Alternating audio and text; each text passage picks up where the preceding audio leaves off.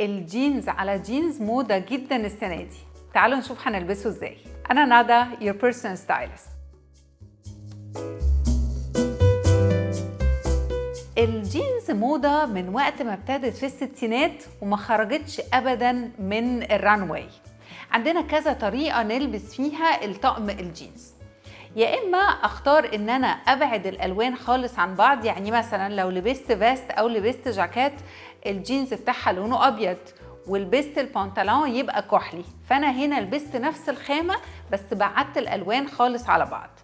الطريقة التانية إن أنا ألبس نفس لون الأزرق بس بدرجات مختلفة، يعني هنا هلبس الشميز أزرق فاتح وهلبس الجيب بتاعتي مثلا أزرق غامق، فكده أنا عملت كونتراست شوية في الألوان بس بينت إن أنا نفس الدرجة اللي هي الأزرق. وأنا هنا لما بقول أزرق هي ممكن ناخده بأي درجة تانية، ممكن ناخده في الجراي. طيب الطريقة الثالثة هي ان انا البس نفس الدرجة من فوق لتحت، وهنا هعمل مونوكروماتيك لوك، يعني لو هلبس شميز او توب او فيست لونه ازرق غامق وهلبس البنطلون او الجيب نفس الدرجة بالظبط. هنا هعمل اللوك كمان ان هي هتديني شكل الفستان لو انا لابسة جيب، او هتديني شكل الجامب سوت لو انا لابسة بنطلون. من الحاجات المهمة قوي ان انا دايما اركز فيها وانا بختار خامة الجينز، خصوصا ان في مصر الجو حر شوية في الصيف وممكن انه الخامة تضايقني، دايما نفتكر ان احنا بنبص على التيكت بيبقى مكتوب عليها نسبة المواد اللي معمول منها القماشة. اهم حاجة اختار نسبة القطن تكون عالية جدا علشان احس ان انا مستريحه. الطقم الجينز لو انا بلبسه لو انا حد بيشتغل فانا هبقى بنزل بيه من الصبح مثلا لبالليل، او عندي خروجه او هقضي اليوم كله فيه بره، يبقى الطقم يبقى مريح. كل ما اختار الخامه تكون خفيفه وناعمه كل ما يكون احسن، ما عدا لو انا هلبسه في بليزر. لا، البليزر يفضل ان هو يكون ماسك نفسه، ويكون لو انا هلبسه بليزر وهعمل بيه اوتفيت هيكون شويه سيمي فورمال.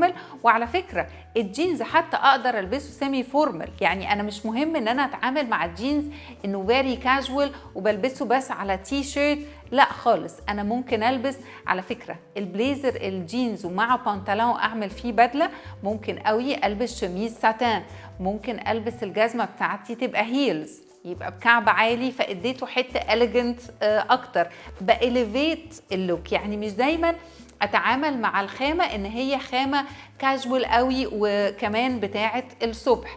ممكن قوي استعمل الدانتيل مع الجينز، كمان بيعملوا ميكس حلو قوي وبيدوا لوك فيمينين جدا.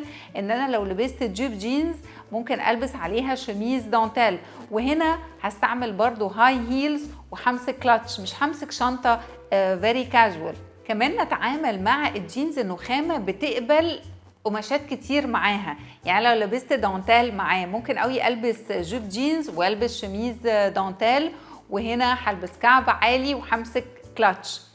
كمان انه ممكن البس معاه شيفون، ممكن البس معاه ساتان، ممكن البس معاه حرير، ممكن قوي البس الفستان كامل، وعلى حسب القصه بتاعتي هي دي اللي هتقول انا لابسه كاجوال ولا لا. يعني انا لو لبست فستان ببروتال مثلا وحطيت عليه بوليرو، او لابسه تحتيه تي شيرت، او لبست عليه شميز وربطته، هنا انا خليت الفستان بتاعي يبقى شكله فيري كاجوال. بس لو عملت الموديل بتاع الفستان او ان الفستان بتاعي استخدمته بطريقه تانية، انه مثلا الفستان ورحت حاطه عليه براش ولبست شال معاه دانتيل، فانا هنا اي اليفيت الفستان الجينز واخدته لحته تانية، وممكن البسه از كوكتيل بارتي مثلا، والبس هنا هختار الجزمه والكلاتش بتاعتي، ممكن احط بيلت عليه يبقى فيه ستيتمنت توكه، ممكن الكوليهات بتاعتي اللي انا بلبسها مع الفستان الجينز هي اللي هتخليني اعمل الطقم ده انا رايحه بيه فين، خليته كاجوال ولا خليته شويه انه يبقى سبار شيك واقدر اخرج بيه بالليل.